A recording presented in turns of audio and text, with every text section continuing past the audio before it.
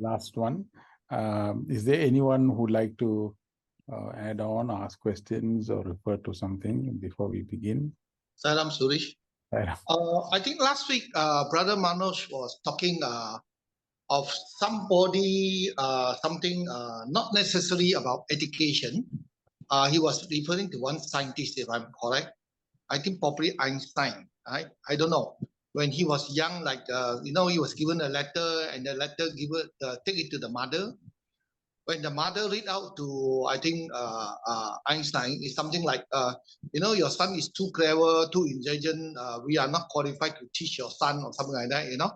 The mother read like that, When the mother passed away, then one day what happened was, I think he found the letter.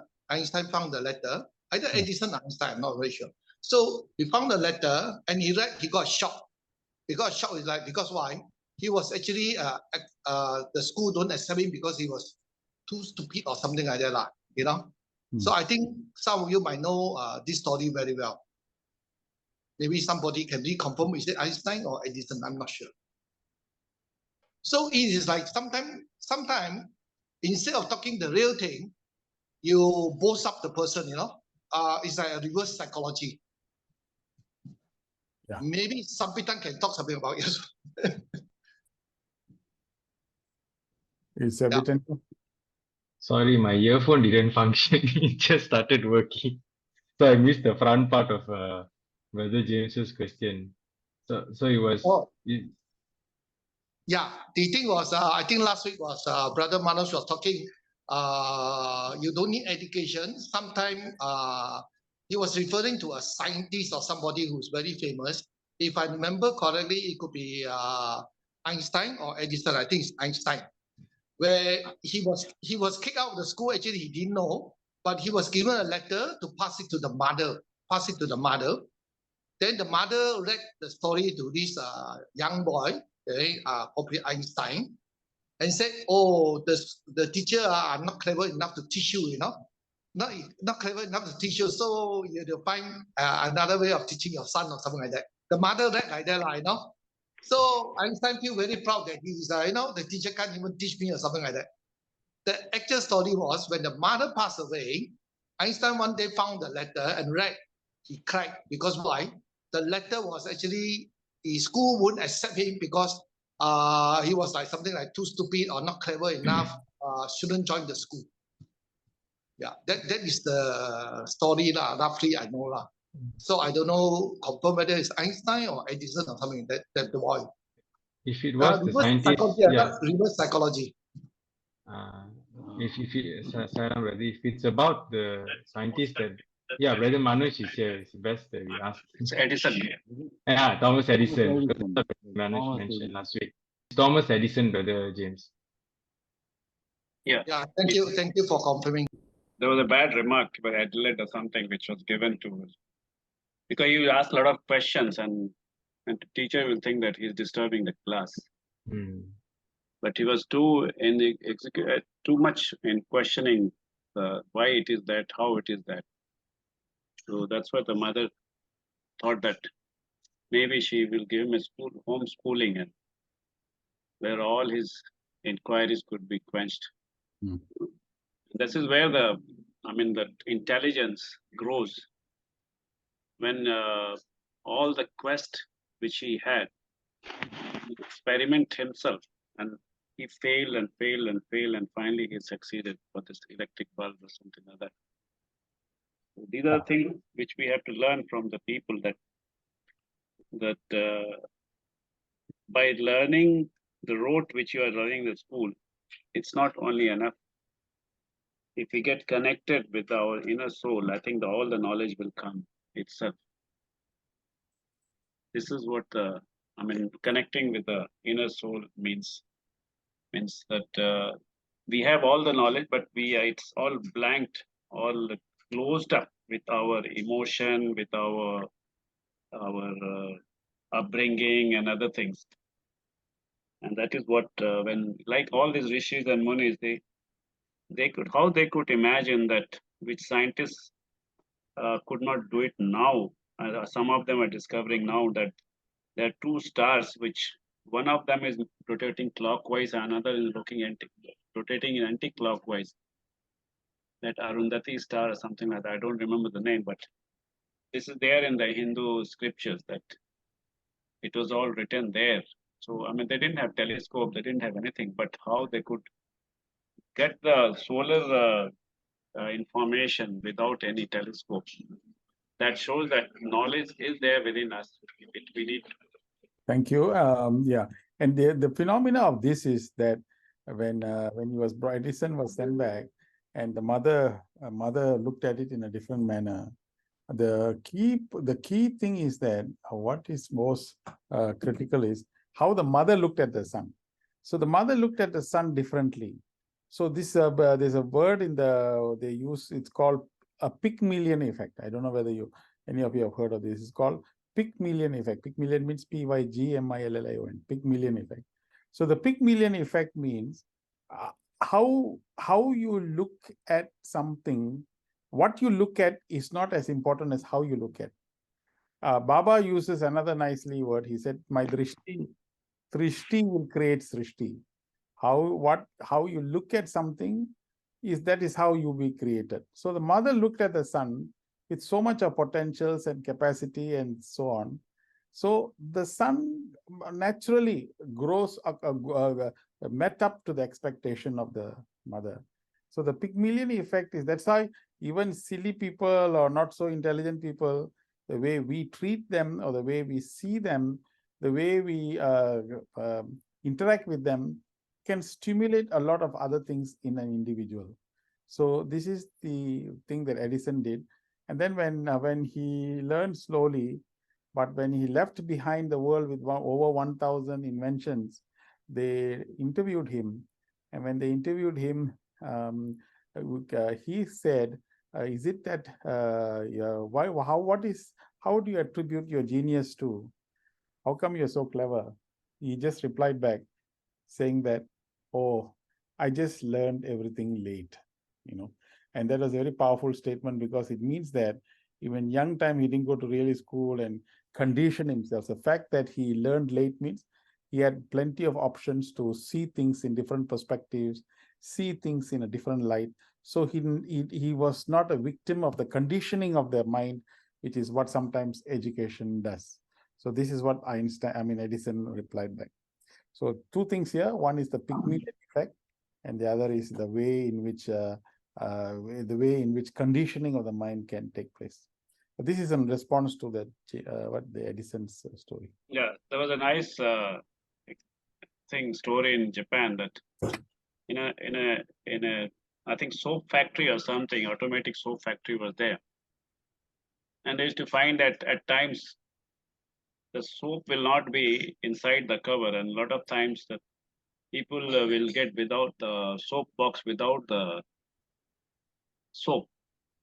So the management sat down and looked at it, and they tried to put a laser and sensors so that when a packet comes, the soap will go inside, and it will be checked that every box have a soap. There was a normal worker who was standing there.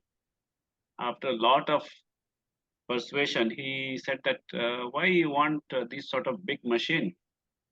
Why don't we put a blower, a strong fan in the assembly line? And if any box which is without soap, it will fly away. So see, it saved a lot of money to the company by just putting a fan and making sure that the quality is maintained. Each soap box has a soap. So sometimes even we find ourselves looking at the same problem in a different way, and we can have a different perspective of it.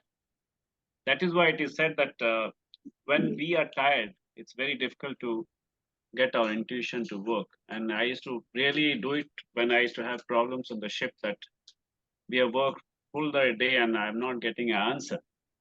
So I used to tell everybody, go to sleep. Let's come back tomorrow morning with a fresh idea. And believe it or not, some new fresh ideas will come in everybody's mind, and finally we will solve the problem. So I used to think that when we are sleeping, when we are relaxed, we are connecting to our inner intelligence, and that is solving our problem and giving us the answer. And this is what the spirituality is, to connect to more deeper sense of our being, so that the wisdom comes and we can solve our life problem. We can resolve the problems of our world. We can resolve problem of our being, that why we am getting angry, why things are bad happening to me, all these things. So this is very good way of getting the answer from our wisdom, if we have relaxed and we are not worried about the result, when we are worried about only how to look at the problem in a different angle. So this is what, it's my personal observation on the ships, that it really helped me quite a lot in a lot of difficult situations. And I'm sure it must have helped others also, looking the things in a different way. Sairam. Thank you, brother Sairam. Okay, so Sabbitan, so let's continue. I think from the last time we had. Okay.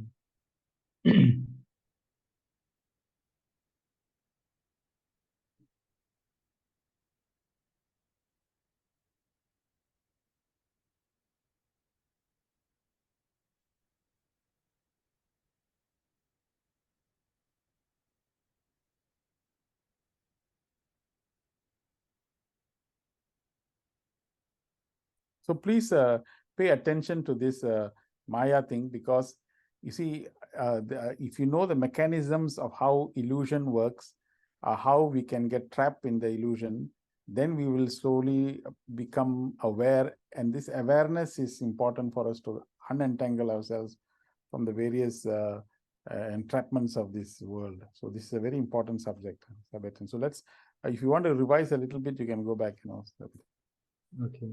Saram, and welcome everyone. Thank you so much for being here again this week. It's always a pleasure to speak and meet everyone again on a Tuesday.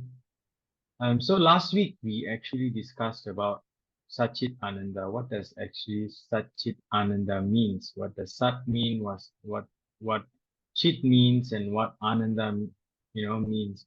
So we basically have a rough idea of what that term means, and we also went through a video on whereby Swami himself explained what does the inner significance of Satchit Ananda, or our true state, our natural state. And there were a few analogies that were given, and ultimately we moved into the second part of the presentation, which is what's stopping us from experiencing this. So we realized that we have come to a conclusion, at least intellectually, that we are not the body, we are not the mind. We must be something greater than this. So intellectually we have come there, and I'm hoping that at least this satsang would to a certain extent bring us to that realization intellectually. But now we are trying to move from intellectual to experiential. It cannot be just in the sense of bookish knowledge, or in the sense of theory. It has to be from a sense of experience, which is what we are aiming at the very moment. So this is where we came to these four obstacles, which has been brought up by which Swami put it out, so we can all benefit. The first is avidya pratibandhakam, prajna pratibandhakam, kudarka, and also viparyaya, duragraha pratibandhakam. So just a brief recap on what these terminologies mean. Avidya pratibandhakam means that it's the impediment that arises out of the feeling that one is too weak and powerless to seek the divine.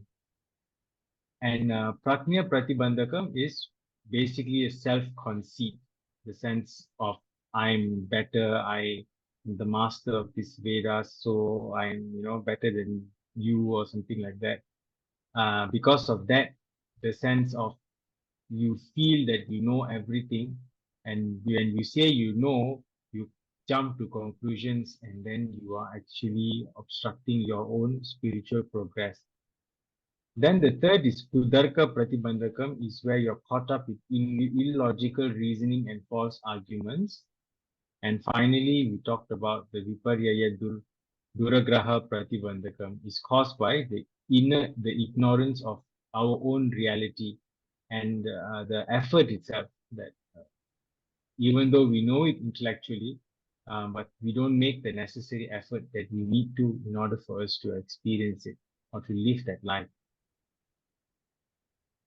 Before we move forward, anyone wants to comment about these 4 obstacles? I think Suresh and I gave a very, not only Suresh and I, we had a lot of participants of the satsang who actually gave in a lot of insightful ideas. So maybe anyone wants to comment about this before we move forward? Okay. Yeah. If not, yes, Madam. go ahead. Number 4 I think many guru also many of us have this problem.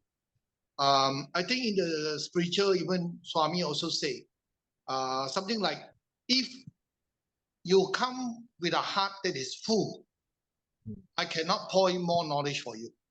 That is one example. I think the example was the Zen give a cup of tea. The tea was poured full and then keep on overflowing. So the guru said, I can't teach you because you are a doctor or what, so much knowledge with you. So I can't teach you anymore, right? So this is one of the weakness. And then one thing to overcome this, since knowing this knowledge, normally like when we take group to Puttapati, right?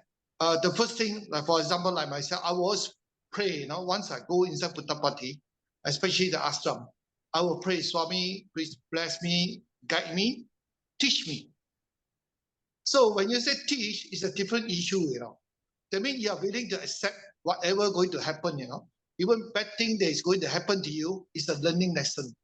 So it's always good that we go with a heart that is not full, Always we must be humble, willing to learn. Even we know it's still a learning stage, it's still a revision, remind us of our, to remind us. Sairam. Maybe some of you can comment.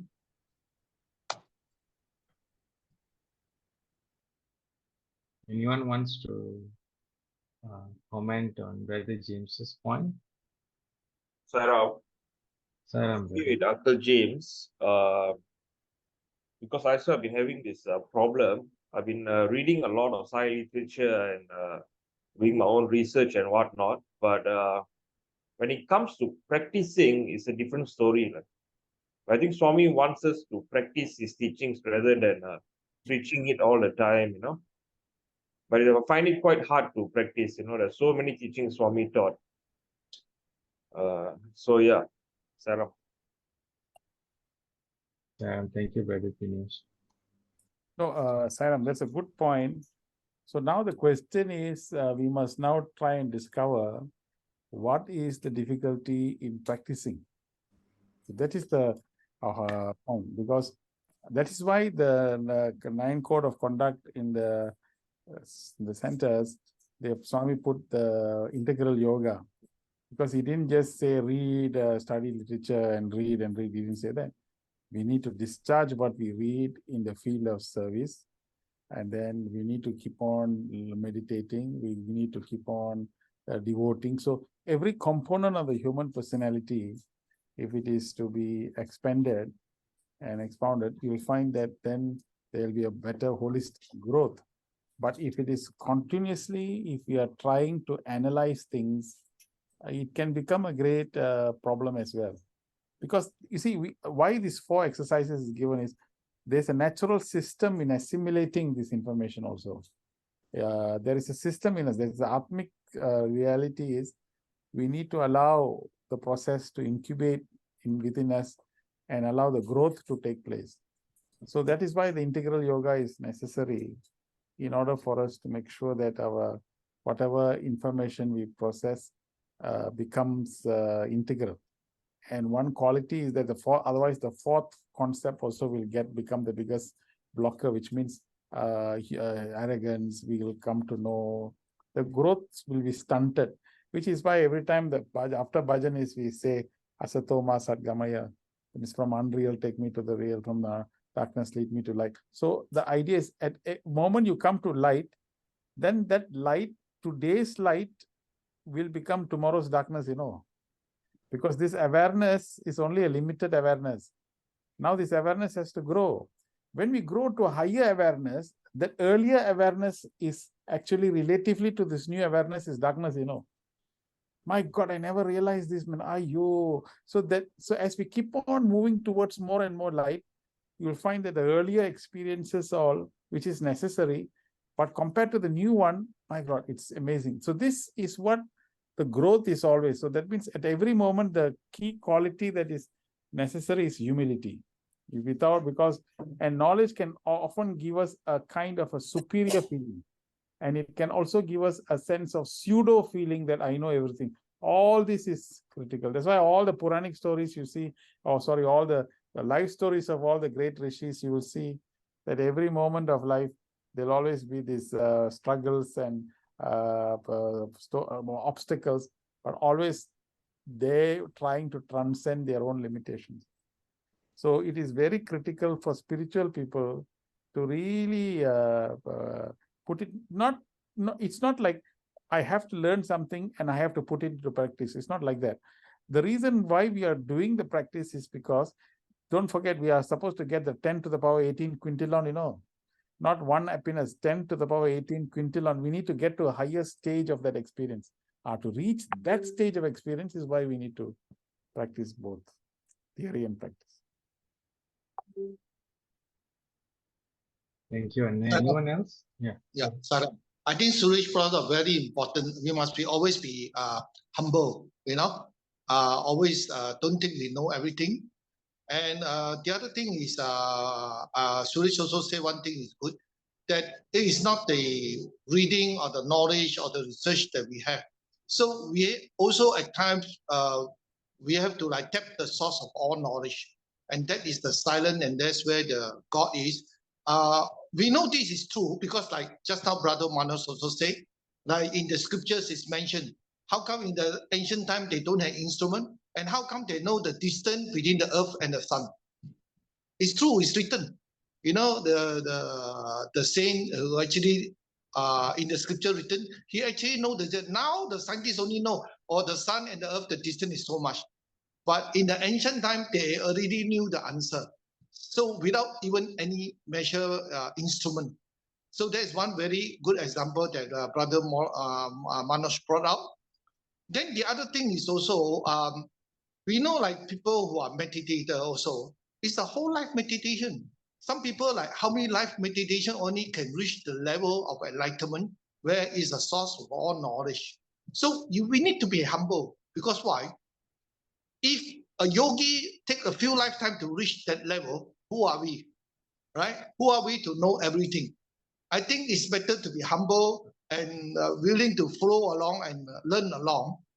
A good example of learning along from my experience was this, when I first time heard the God's voice, how I knew it's God's voice. I nobody ever told me, but I just knew that it's God's voice. That's one thing very interesting. It's just you just know, your conscience just know it's God's voice. Nobody ever told me that. That is one thing. Then the other thing was, when I received the Soham Meditation program, the divine given through vision, how I know that the God is giving me the program itself? How I quickly go and take the mahjong paper, which was delivered by the divine in the early morning to the young boys, taking it to my office, and then I just took the mahjong paper and write down the whole program of Soham meditation. How I know? You ask me, I really don't know. It's just that at that spur of moment, you just do the thing, without any instruction. You just do the right thing, and the thing just flow like that. Side up.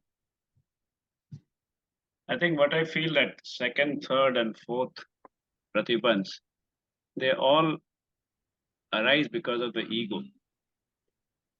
Because the second one, he says that a person knows everything, and the third one, he says, he gives a logical, illogical logic just for argument's sake, and the fourth one also he says that his arrogance, that he knows everything.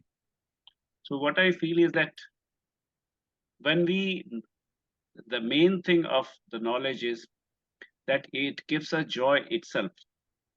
Because if you like, when Newton found that something is falling, I mean, the amount of tremendous joy he must have got it, thinking that, oh, something new he has discovered.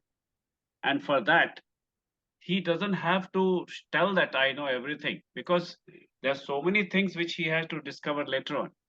If he would have just known that, okay, now I know everything, and that's enough for me, that first of all, his joy would have reduced, and secondly, the ego would have gone up. So I think all the three is the ego which is making it us feel then and obstructing all the way. And the moment the ego reduces, we are connected more and more towards our inner self, and the knowledge just flows within us without any obstructions. That's what I could just think of, Saira. Thank you, Brother Manoj. Anyone wants to add on? The first one also can be Ego also. yeah, ego, but this is a nice one. You see, the first one can be, hey, Sairam brother, would you like to, can you participate in this particular thing? It involves quite a bit of time, but would you like to take part? Oh, brother, Sairam brother, you know, I'm so committed. I'm so busy doing this. You know me, when I take something up, I always like to be totally committed. But unfortunately, I cannot be committed. In case if I commit and then I can't do, you know, these are the usual excuses people come up with when it comes to this kind of thing. So this automatically implies that there is an element of weakness in that individual. You're not confident enough to dedicate time, not confident enough to say yes. You're not confident. So when you're not confident means the Maya world is keeping you. Of course, it's in one sense, if you look at it, it's duty. It is all the other aspects of it is very justifiable. But even in these justifiable duties that we are doing, yet there is a strength in us, a confidence in us that I should not let it go. And you are yearning to reach out to that particular thing and still do it. Wow, that kind of expression is what makes you move away from this first one, first obstacle. So people need not refer this to knowledge alone. Just a level of commitment itself will indicate to you at which level of ignorance we are in. You know, so that's another dimension to think about. Thank you, Anand. Okay, so I think we had a detailed discussion on these 4 obstacles. So let's move on and try to understand these obstacles better, perhaps in simpler terms. So Swami goes on to say that so we have to overcome these 4 obstacles, and the main cause of this arrogance is Maya or delusion. Maya is present when one sees the unreal as real and real as unreal. This is the basic characteristic of ignorance. So such person view the Jagat or the world as physical phenomenon.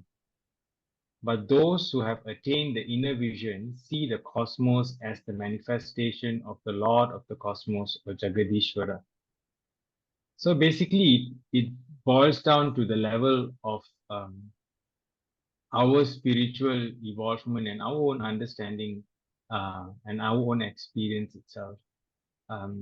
If let's say we are too tied down to the physical world and the material world and understanding, our life understanding is just purely based on materialistic views, and the more psychologically we are anchored to those materialistic views, the more the delusion is strengthened, because every time you are hit by a suffering or you're hit by a difficulty, be it financial, relationship, or whatever it may be, naturally the Maya gets strengthened.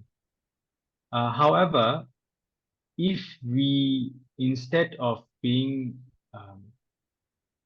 strengthened or being caught up by this delusion, we enforce this Atmic reality upon us every single time we are faced with same issues, same obstacles in life, and keep on consistently reminding ourselves of the true nature of who we actually are and what we need to do in terms of our personal sadhana. And if we are persistently doing that on a daily basis or whenever, based on your own evolution at the very moment, then we may experience the entire cosmos as the manifestation of the Lord itself. And there are many ways to do it.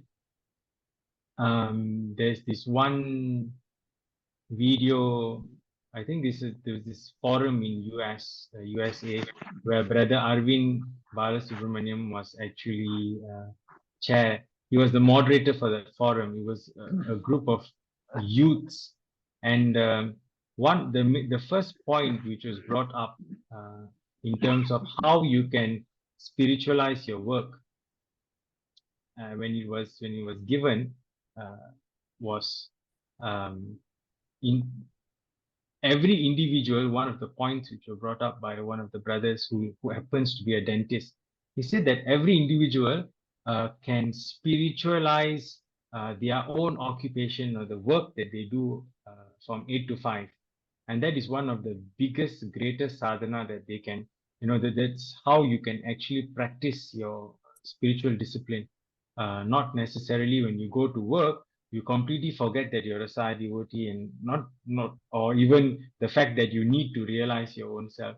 So he gave this very beautiful example of how, as a dentist, when he looks at people's teeth, and when he's doing his scaling or whatever procedure that they do, he imagines that he is doing abhishekam for each tooth being one Shivalingam. So he's using the water when he's cleaning and doing the scaling and all. In his mind, what he's doing is that he is actually cleaning and cleansing and doing abhishekam for Shivalingam. So every person he meets, this is what goes through his mind. And the more he does it, the more spiritual he feels, the more spiritually connected he feels to his patients, and he feels, spiritually elevated to a different level. And the sense of being constantly integrated with Swami also becomes very enforced in him. So naturally, when difficulties come in his way, he is able to decide better. He is able to understand the higher purpose behind the suffering that we go through, rather than if we just go to work and we just do things just for the sake of doing it without a deeper meaning or deeper understanding into why we are doing what we are doing. And then moving forward, Swami continues. He says that the cosmos is the vesture of the divine. The scientists admit that matter is composed of energy. Without energy, nothing can exist in the cosmos. Even Albert Einstein said that the entire creation is just nothing but energy. So this is where we move to one of the stories which is quite famous, Prahalada and Hiranyakashipu. Swami gives this example. Prahalada and Hiranyakashipu represents the two opposing views regarding the cosmos. Hiranyakashipu viewed a pillar as only a pillar. Prahalada saw in the immanence of Narayana. So he saw it in the immanence of Narayana, whom he worshipped.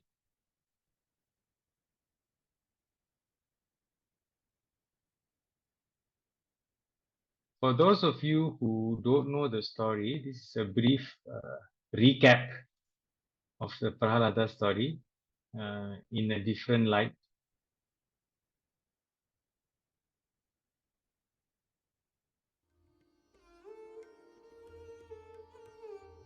Hi, my name is Prahlad and I love chanting the name of God. Ram, Ram, Ram, Ram, Ram. Yo, what's up? I'm King Harnakash, and I'm the most powerful person in the world, and everyone must only chant my name, else I will end them. Harnakash, Harnakash. Aum. Aum. Aum. Harnakash, you have prayed and meditated for a long time, and your focus is good. I am pleased. I will grant you a wish as a reward. Tell me, what is it that you want? Oh Lord, I am humbled. Please bless me that I may be the most powerful human, that no man or animal can kill me, that I cannot die in the day or night, that I cannot die indoors or outdoors, and that I cannot die on the ground or even in the air. So be it. But be warned, Harnakash, with great powers comes great responsibility. Soldiers, attack everyone. Conquer all cities until I am the king of the whole world.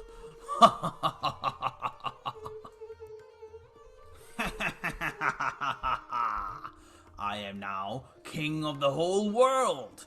Everyone chants my name now. Harnakash, Harnakash. I am God himself. Ram, Ram, Ram, Ram, Ram, Ram, Ram, Ram, Ram, Ram, Ram, Ram, Ram, Ram. That voice sounds like my son Prahlad, and he's not chanting my name, Harnakash, Harnakash. Instead, he is chanting Ram, Ram. How dare he? Guards! Bring Prahlad here at once. Prahlad, you will stop chanting God's name and chant Harnakash, Harnakash.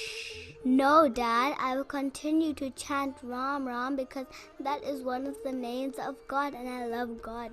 Then I will give you one night to think about this. If by tomorrow you have not changed your mind, I will teach you a lesson in front of everyone. Dear son, it aches my heart to see you like this. Why don't you just chant your father's name and stop chanting the name of God? At least you won't get hurt. Oh, Mom, I feel more hurt not chanting my God's name, and I can bring myself to chant anybody else's name except my God's. Don't worry, Mom. Dad will not be able to hurt me. My God will protect me. Oh, son, I pray that you are right.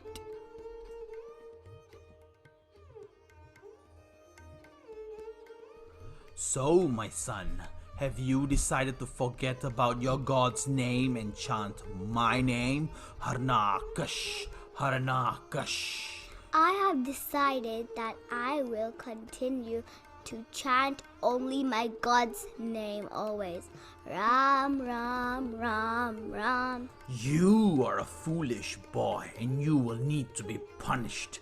I have got that special marble pillar made for you and it has been burning in fire the whole night and even now.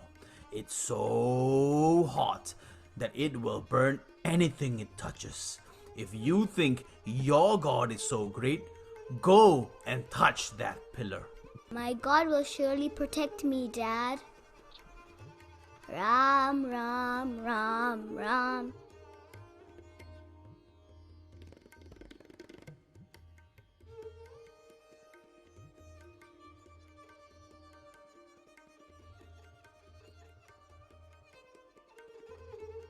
See, Mom, God has protected me.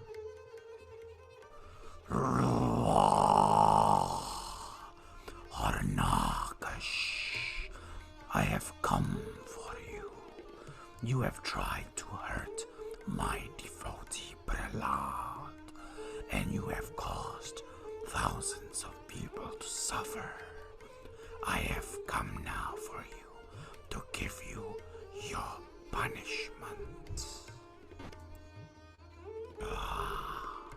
Harnakash, am I a man or an animal? Neither, my lord. Harnakash, is it night or day? It is neither, my lord. It is dawn. Harnakash, are you indoors or outdoors? Neither, my lord. We are the courtyard. Harnakash, are you on the ground or in the Neither, air? my lord. I am on your knees. Then if all the conditions are met, it is time for me to give you your punishment. So when Narsingh took the life of Harnakash, the people were free to practice whatever they wanted, and they crowned Prahlad as their king, and they lived happily ever after.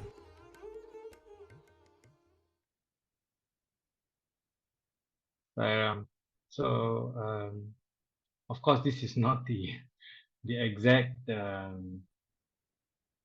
entirety of the story itself, but I thought this was a very different view of the story. But it gave the gist of what actually took place. It means that the two main characters here is Prahlad and also Hiranyakashipu. So Prahlad views everything as the manifestation of Narayana, the entire cosmos, the entire Jagat, okay, or Jagadishwara Swami mentioned, in his experience is nothing but Narayana itself, manifestation of God himself. But Hiranyakash, out of his own self-conceit and his ego and the obstacles that we went through earlier, because of all of those 4 obstacles, he failed to see or he failed to experience what Prahlad had experienced at that very moment. And in fact, because of his own self-conceit and his egoistic tendencies, he even asked Prahlad to leave chanting Narayan's name and chant his name instead. So, and that is where he has this commotion with his son, and eventually there's some, when Brahma gives him a boon of so-called immortality, it can never be the complete immortality. There are some conditions which needs to be met. So these asuras and all, they usually go as detailed as possible. So then ultimately these gods have to reincarnate again, these deities, they reincarnate again and meet those conditions in order to kill those asuras. So Lord Narayana took the form of form of Narasimha to kill Hiranyakashipu, because Hiranyakashipu was trying to harm Prahlad, who is his devotee. So similarly, we can understand that, of course, one part is the obstacles. The other part is also that the Lord will never, or Swami or Bhagavan will never let us be alone. He will never let us feel that this journey, though it may be difficult, it is somewhat, though ultimately it's you alone, but as the more you're integrated or the more you're connected with him, the more you feel that there's as if a hand pulling you, a hand helping you transcend these limitations every moment, and constantly responds to you and even to your deepest thoughts, and is always there to provide you solace even to the most difficult situations that you go through.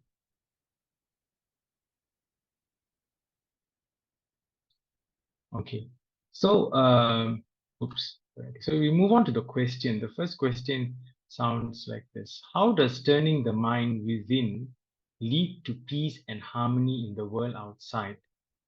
Okay, we naturally have this understanding that the internal world and the external world, in most of our experience, is different, right? Your internal world means your thought, your emotions, those kind of things. How do you internally feel within yourself, and externally is what you see, people around you, the laptop or the handphone, sounds that you hear. So the question is, how does turning the mind within lead to peace and harmony in the world outside? So this is where we got a few of our sisters to answer. I'm not sure if Sister Shanta is here. Sister, are you here?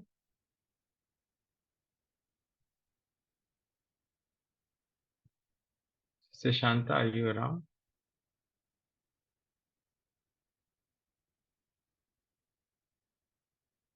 Okay. Do you want to unmute and read your answer, sister? Sister Shanta?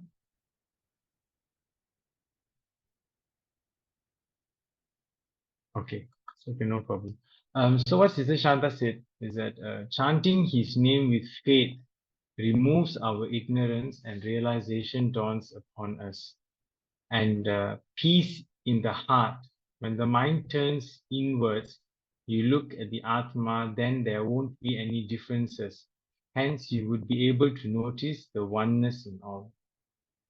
So ultimately, Sister Shanta says that when we do Namasmarana, it indirectly and or directly itself removes our ignorance and gives us that realization that is required for our spiritual evolution or yeah.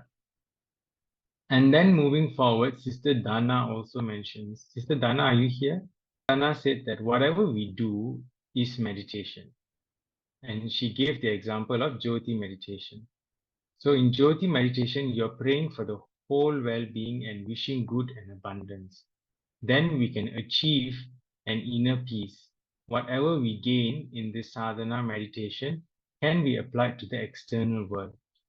So the process of Jyoti meditation itself, when you work with the internal, Swami says multiple times, even Krishna has said this in the Bhagavad Gita, and even Swami has mentioned it multiple times in his Vahinis, that the mind, with the mind, you can control the entire universe itself. You just need to know how to use the mind to do certain things. So the entire point of Jyoti meditation is manifestation. So if you are able to do the Jyoti meditation, and when you focus, this is what I'm trying to understand Sister Dana's point here, and I very much agree with her. The moment you start to internally work your mind in that direction, then you start realizing that when you do it internally, your external environment also starts to change. This is somewhat similar to what the Ho'oponopono healing mantra does. You know, it doesn't make sense when we say those four terms, you know, when we say, I'm sorry, please forgive me, thank you, I love you. When you say it by itself, it just seems like so silly. Intellectually, it sounds very silly. Like, why do you need to even say it? Like, there's no one, what's the point of doing it? And we start to chant this and talk, when we channel this energy towards another person, if you understand this intellectually, you may also feel like this is something ridiculous or something like, oh, it's not up to this particular level or something like that. But ultimately, simple things like this can really, really, really heal you internally and also externally. It can also change your external reality itself. So this is where Sister Dana mentions that whatever we gain in this sadhana meditation can be applied to the external world itself. And your consciousness will evolve. And once it does, you start to experience life in a different light. And another good example would be a person who actually practices gratitude and a person who does not practice gratitude, right? So when we turn inwards and we start practicing gratitude, we start learning how to count our blessings. And if you're still wondering how to do that, you can always join our 21-day Jyoti meditation sadhana, which is actually going on right now. It starts in the morning, and the Zoom links are all out in our WhatsApp group. After the Jyoti meditation, we have a quick 10-finger gratitude practice where we have our trainers, our meditators, meditation teachers who actually teach you how to practice gratitude, how to train your mind to be grateful to each and every moment that we live. And if you have been practicing gratitude, not just by saying thank you, but really internally channeling that sense of abundance, the sense of gratefulness, you know, you will notice that the external environment is also changing.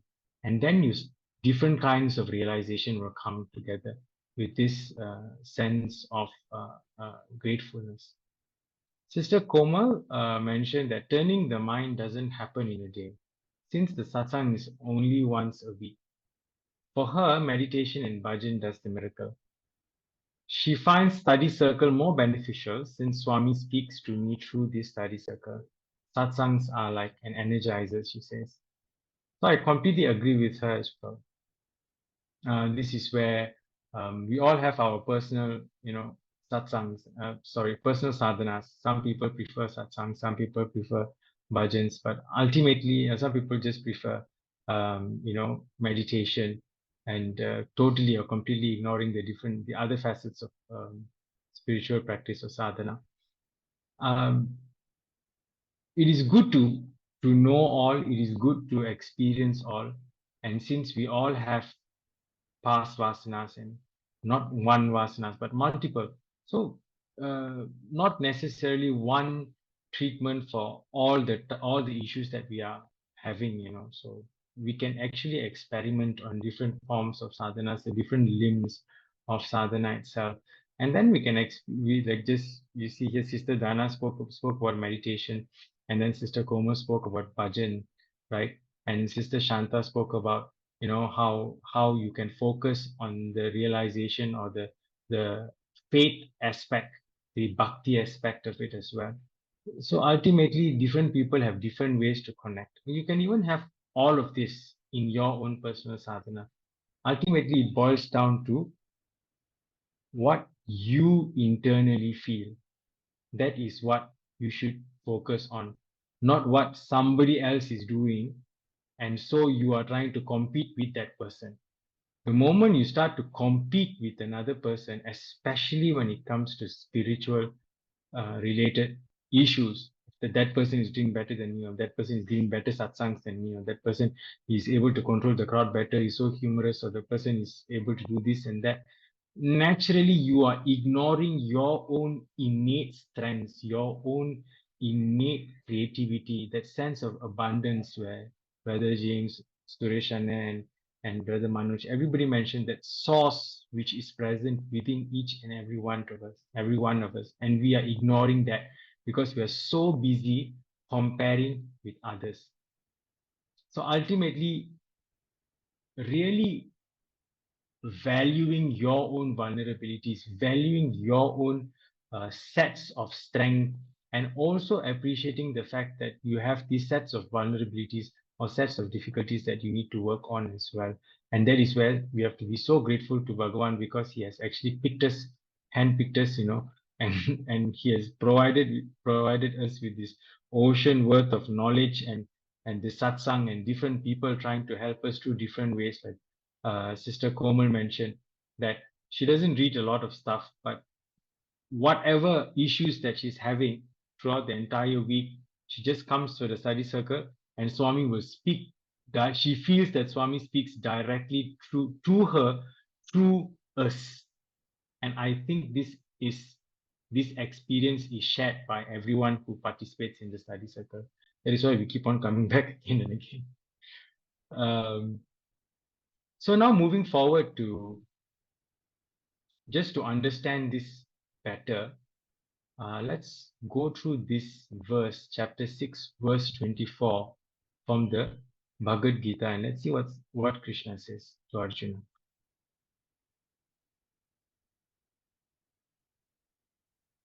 सुनिए भगवत गीता कारवा 2.0।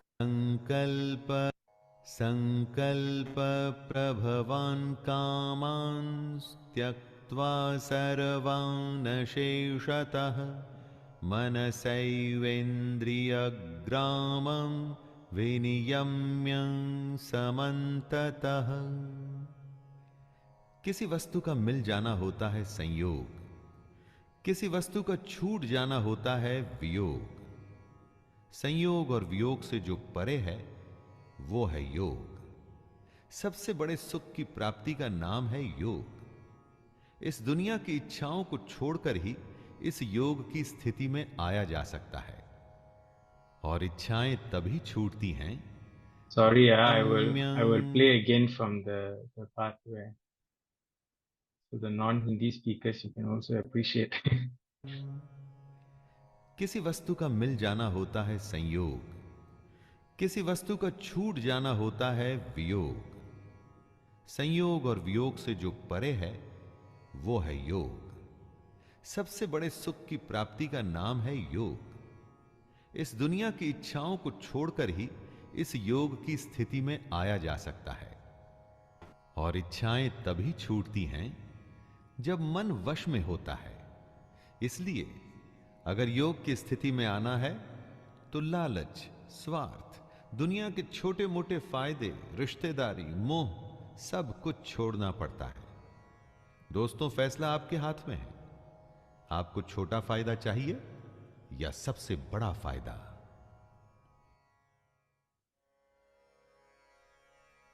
Okay, so this is where Krishna speaks, Lord Krishna speaks on the desires and importance of understanding our desires, and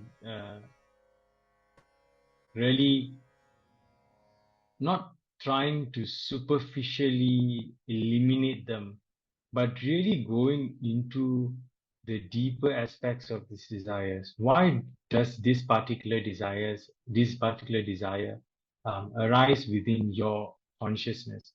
Why do you experience it more than others? And who is it which is experiencing this desire? And is it necessary for you as a person to fulfill this desire?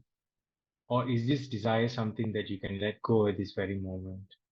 So these are all samples of questions that we can all inquire into when we are faced with desire, rather than just negate the desire itself. Because in my personal experience, of course, we have enough literature and, to substantiate the idea of just neglecting desires all by itself, just thinking that desires are wrong and, we shouldn't have desires. But if we do that, what happens is that there is this sense of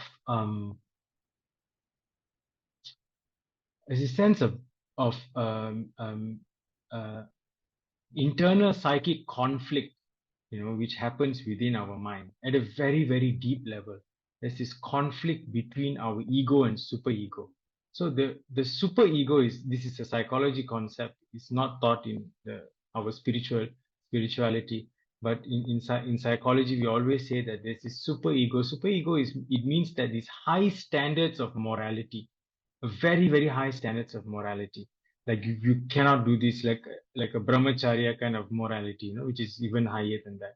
So we all have these high standards of morality. That's because of our upbringing and what the society sets as well.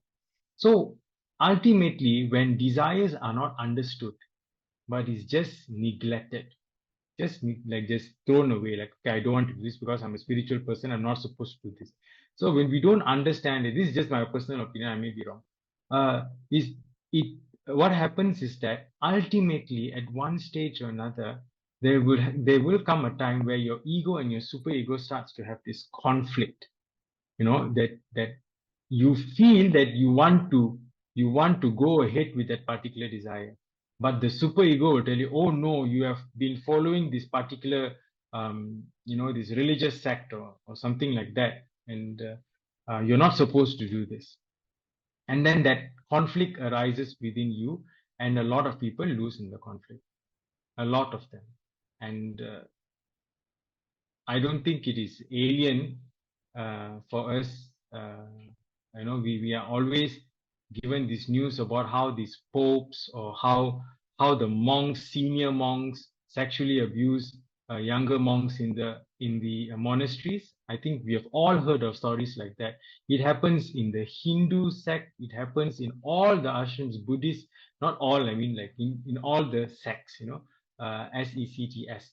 In the Buddhist monastery, it happens in the the Tafi schools. It happens everywhere, and that is because the poor understanding of our own desires, and that is where going through Krishna's Lord Krishna's way of understanding desires, and even Swami has spoken about desires quite differently as well. So let's try to understand this in a better light. सुनिए भगवत गीता कारवा 2. Okay. So the translation to this is, having abandoned all your desires born of the egocentric will, having restrained the group of senses with mind from all sides, one should attain quietude slowly and slowly by the intellect held firmly. And then, fixing the mind in the Atmic consciousness, he should not think of anything else at all. So, Dhyana Yoga, abandoning all desires is essential. So all the desires should be given up completely. What is the source of all these desires? They are born of the egocentric will or sankalpa. So desires are described as born from sankalpa or sankalpa prabhava. When there is no sankalpa or thought or desire, there is no desire. If there's no thought, there is no desire. By discrimination and dispassion, it is possible to root out sankalpa. All desires without reservation should be given up completely. We have to note that whenever the Lord speaks of desires, he invariably refers to all of them because he knows that one desire leads to another and that to third, and they would extend to infinity if they are allowed to breathe. So the instruction is that all desires should be abandoned completely.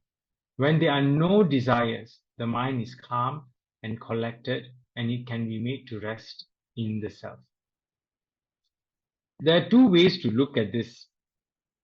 There's one, you may want to, of course, we may want to believe that we are able to completely let go of all desires, right?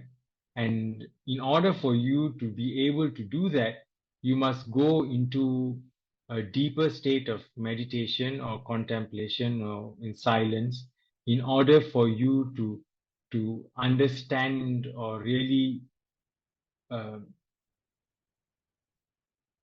understand your mind itself, the deeper aspects of your mind. So you have your subconscious mind, unconscious mind, all those things, and what you carry from your last birth and previous births and all that. So you really need to understand it, why that particular desire is there. And in order for you to just keep on abandoning all the desires, it's not going to be very easy. Sometimes, most times, it might not be something that you can achieve within one lifetime. So a lot of even Swami has mentioned before that instead of you pursuing that desire, one way to go about it is surrendering that desire. Surrendering that desire at the lotus feet of Bhagavan and saying, and really thinking, really contemplating before making the move that you want to do in order to achieve or to get whatever you want. If you notice during Swami's birthday, there are a lot of devotees who actually put this, kasamala and all these things. Kasamala is like a gold plated garlands for Swami, and even Professor Anil Kumar also mentioned in one of his recent satsangs, where devotees would actually do a lot of things, because they desire something, like they want to expand their business or they want to do this, and they since with all sincerity pray to Swami, and Swami grants them that. When Swami grants them that, they feel so grateful for that material gain that they have, the desire which Swami has to a certain extent fulfilled for them. And when that happens, they in the sense of gratitude, they actually garland Swami with a lot of things, and they hand over estates, they hand over lands, they hand over everything. Whatever they feel they need to do, they just give everything to Swami. So when we look at it, of course, it seems at a very surface level, it seems like, if Krishna is saying that you should give up all the desires completely, then why is Swami actually fulfilling people's desire? So this is where we go down to, it boils down to preliminary desires. And, in order for you to move upwards, you need to satisfy or some of the preliminary desires that we all have, this body and mind actually has. And I think Brother James also mentioned about this a few weeks back when he said that, sometimes you need to satisfy the lower desires in order for you to move upwards itself. So this is one way how we can move forward by surrendering that particular desire to Swami itself. Okay, so before we move to the next part, maybe I would like to open the floor and ask anyone who would like to comment regarding desires itself. Like, how do you feel, or how do you feel desires should be dealt with, or what methodology do you personally use? Or even in the sense of, are you the person, your own opinion? There's no right and wrong answers about desires. So let's open the floor and allow everyone to just share your thoughts on desires. What is your opinion about this? Sarah. Saddam. So very true what you say. We have a lot of desire. How to give it up? It's not easy. Even doing our sadhana to reach the level, it's not easy. It's just that we have to do all the sadhana, and then to have the God grace in order to reach the level. So here, talking about the level, what I see in this message that you are sharing is talking about no mind. The whole thing is, like Swami said, the mind is the sin, but you are the seer. You are the seer. You are not the sin. So how you should be seeing the mind rather than touching the mind or attracted to the mind or follow the mind. That's where we always do the meditation where we let go, we do not follow thoughts, we do not attach to God. So that's why meditation, it takes many, many years before you can actually, transcend the mind, So the whole purpose is to transcend the mind. But in order to transcend the mind, you have to purify yourself. I mean, to purify means you have to do a lot of good things to purify, You have to transform yourself first, right? But we are all trying our best to transform, follow the teaching. But the answer is never instant. Some people will take many years, some people may take few lifetimes. But the path is correct. We already know the path. We have to reach the level of transcendent mind where there is no more mind. And that is the only way, as far as I know, right? And coming to know Swami, the other thing that I realized was, Swami said, in the end, is just love. So if without meditation, without sadhana, if you are just love, also can reach that. But how many can be just love? Right? It's through sadhana that we develop the love, doing seva and all that. And through meditation, because we have a clear conscience, clear mind, then we do better seva, better understanding, more compassionate. That's how we evolve. Saira. And Brother James, what do you think about, or anyone else, what do you all think about when Krishna says here that abandoning all desires is essential, and even in the 108 Namavali, Swami's Namavali, you see that, a few of Swami's names that speaks on how he abolishes desires in us, Kama, Krodha, everything is there, all the vices, he actually abolishes those desires. But when we look at it, we also know of stories where, if you just go through the stories from the Prashanti YouTube channel, and everybody speaks on the stories. Most of the stories are like, oh, you have a problem, and then you ask Swami for a solution, as in a material solution, and you get the material solution. And what is your opinion about this? Like when you become a millionaire or you become a billionaire because of Swami fulfilling your desires. When God Himself has said that one desires lead to another desire, and fulfilling them would actually make you think that, okay, if God can fulfill this desire, He should be able to fulfill the next desire. So what is your opinion about that, Sairam? Is it right? Is it wrong? Or why do you think Swami does it? Why does God do it? If you're Sarah, supposed to let God desire, yeah. I Go just want ahead. to share a story. Since you said millionaire earlier, I just recall that when I was in Thailand in the forest, I was living with Ananda Krishna's son, is that the father net worth is about 6 billion USD, but he's an ordinary monk living in the forest, And when it comes to desires, what I look up to these monks, they follow, they either follow 5 precepts or 8 precepts, One of it is they only have one meal a day, that is lunch. After that, they don't have anything to eat. They don't even drink caffeine, and they are very very strict. They are very strict in their desires in what they want. But when it comes to lay people like us, right? When it comes to lay people, as we are tempted, we are because we are not living in the forest, we are living in the materialistic world, world of Maya. We are tempted when we see a nice car, a nice Mercedes, a nice BMW, we are tempted to want to buy the latest iPhone when it's not necessary. Your phone is working, so you don't need an iPhone. That's why Swami says that when it comes to desires, always ask yourself whether the thing you want to buy is whether you want it or you need it. If you need it, go ahead and buy. If you just want it, just to satisfy your desires, Swami says no, you shouldn't. You shouldn't. So when it comes to Swami, so Swami actually practices what he preaches. He only eats ragi. When it comes to food, he only eats ragi and selected things. Even he has. If you ask me, Swami has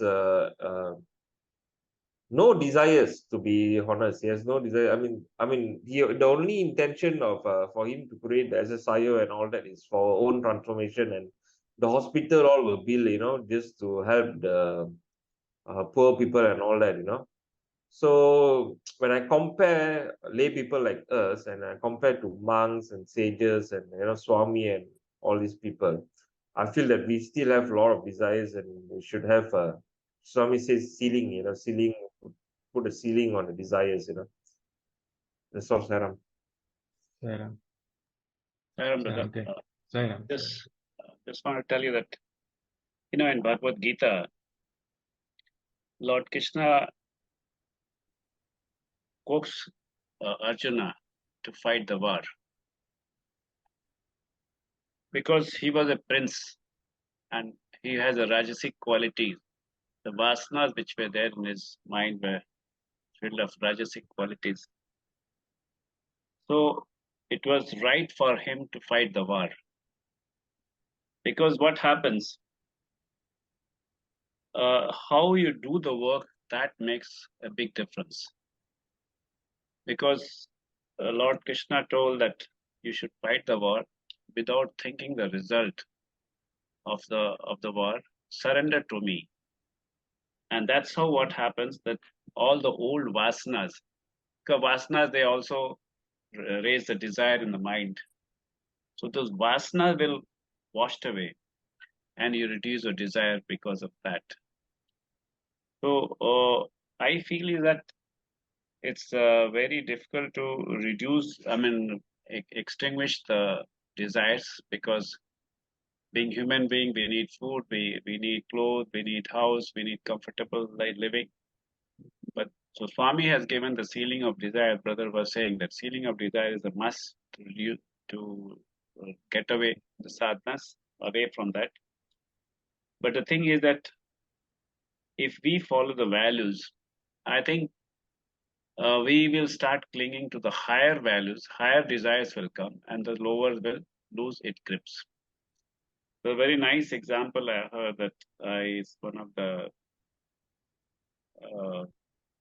radio Sai stories that one person he was supposed to work in a company and he just employed an IT company. And what happened is that he was supposed to give the feedback that how much companies should charge for this project. And this work was given.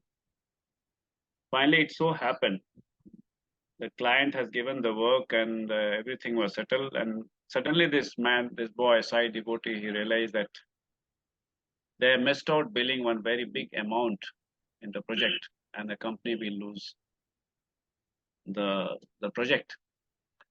And this is where he said that I went to my senior and senior said, forget about it.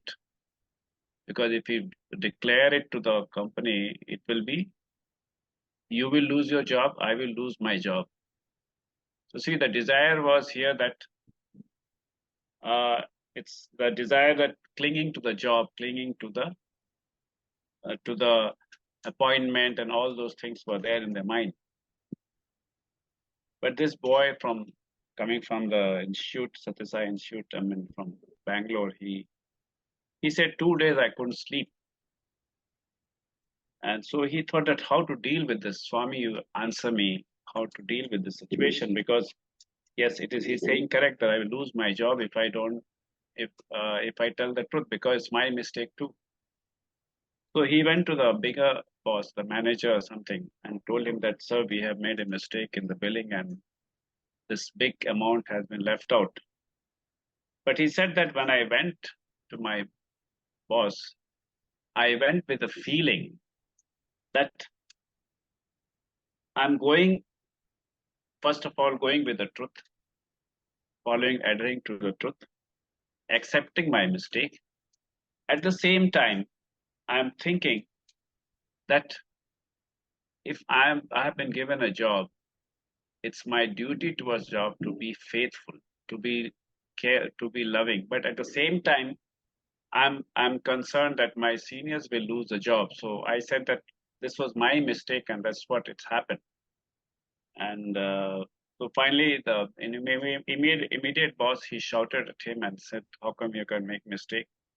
But the things have gone too far. So what happened that the junior and the senior sat together and say how to mitigate the losses. And this is what happened, that they wrote boldly that, sir, we have missed out one big amount for you to be billed. So if it's our mistake, we cannot say that you should pay, but this is what it is. If you feel it is good, you can pay. Otherwise, it's we will bear the loss or something like that.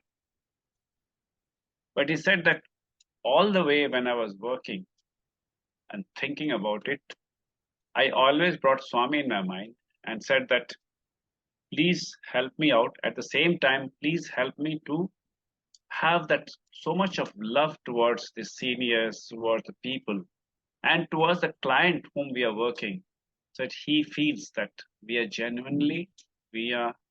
trying to say that this is a mistake and it has to be solved. Anyway, that project was over. Nobody was sacked. After 2 months, a bigger project came from that company. And they inquired that who was the person who has pointed out this fault. I want that man to head this new project, which was profitable for the company. So when I'm saying is that, see, we have to do the job in our work. That we have a desire, we have to do that. But as we start adhering to the values, adhering to the higher self, which came, the thought of being compassionate, the thought of being true, that sort of thought came. He says, I will let go my job. I will let go my feeling of insecurity, because I know that I'm holding on to the higher self. And if not, I'm ready to sacrifice. And when that comes, when you start clinging to the higher self, when you start coming towards closer to your higher self of Atma, then what happens? The grip on the smaller things, desires go away. And see, the smaller desires means he will have, once he, if you look for thinking of a job, then he could have thought, okay, maybe I should have car, maybe I should have this, and so many desires would have cropped up. But when he left the thing at the sacrifice level, it so happened that the lower ideas left the grip, and he became full of love, and he became very lovable person in the full come. So what I feel is that desires need to be worked out through our vasanas to remove it. At the same time, it has to be worked out selflessly. And when you just surrendering all the work to the God, then I think we can reduce our desires as much as we can in our practical life. Saira. Thank you, Brother Manoj. Completely agree with you. Shairam, Swami Hi, said, Ram. feeling on desires. Desires are not bad if it is reasonable, and it should be handled with in a dharmic way, and with the help, just like how Brother James said, with the help of the values. Nothing wrong in that. Anything too much is bad. Too much of desire not good, Swami says. So you can handle everything in a nice way, in a disciplinary way. So nothing wrong with desire. Too much desire and the wrong thinking. All this is only bad. You can turn anything into a nice, positive way, relationship or anything. It's all up to you, how you control. Only through meditation and the one-pointedness you can achieve that, I think. And actually, desire not really bad. You need desire, a certain amount of desire to achieve anything. So you cannot kill the whole desire at all. It should be a good desire. Because all was created by God. We have to enjoy everything in a reasonable and correct way. Then everything is fine. Saira. So we have only got another 2 minutes more, Sabbitan. It's a very, very interesting subject. And I think this is also very related to all of us. So we will continue in depth next week. But just to say that, in the Purusharthas is Dharma, Artha, Kama, Moksha, these 4 words are there. So Kama means desire. So literally without desire, we cannot live. If you don't have a desire, then we cannot exist. We have to have a desire. In fact, if you look at it this way, these guys who go to the mountains and meditate and realize God, then they return back and they create ashrams and they create movements. So now I look at the people who created the movements. Hey, now they are having desire to have the ashram, desire to build hospital, desire. So they need to exist, and without existence, if they need to exist, there must be a hook to exist in this world, which is desire. Without hooking, we cannot live in this world. Even Ramakrishna Paramahamsa said, when right in the middle of any talk, when he will go to the kitchen and eat food, so his wife will say, "It's so embarrassing. Why are you all the time focusing on food?" And he said that the day when I finish, don't come to you for food, it already means that my end is near, because he hooked it up on food, you see. So in this world, you need a hook. So I started to think a lot about this. You cannot sublimate it. You cannot live in this. You can't. And look at all the Swamijis go up there and they focus on the this type of things, organizational things. Technically, they are doing some things there. So the trick of the game is this. You see, even Bhagavan, when he came here, he mentioned three missionary statements. I have a task to. It's again propelled by a vision. So really what is, the key thing is that it is without desire, we cannot, there's no business in this world. You only come here to exhaust. Number one, to exhaust your previously gathered vasanas. But number two, you can sublimate it. And how do you sublimate it? There is a methodology. What is that? Focus on the mission. The moment you have a Satyasai's mission, you take that mission and program your life towards. You don't need to worry about other desires and everything else. Your desire is only to fulfill his desire. Now, once this particular thing comes inside its play, when these two synchronizes together, that's it. You already is covered. Now, it's a fantastic thing because not only it's benefiting you, but it's also benefiting the world. Plus, it keeps you preoccupied. Your mind is already focused on, and the thing keeps going like that. You are saved. So salvation takes place, redemption takes place. So this is the breakthrough method of making sure that you are insulated, continuously propelled, continuously having a hook is his mission. And making that mission, you have a life breath, makes the whole thing beautiful and like that. So let's think about this. Let's think about this because it's very powerful, concepts and ideas that Sabbitan has brought about. But we'll definitely, Sabbitan, take this up next week. Please remember to take this point up and we'll focus back again and see how we can sublimate this and incorporate some of these ideas that we have now discussed. So till we meet again, it's been beautiful, wonderful. Till we meet again next week. Sai Ram, Sai Ram, Sai Ram. Sai Ram. Let's end with this information given by Swami. I'm God. I'm not different from God. I'm the Akhanda Parabrahman. I'm Satchit Ananda. Grief and anxiety can never affect me. I'm ever content. Fear can never enter me.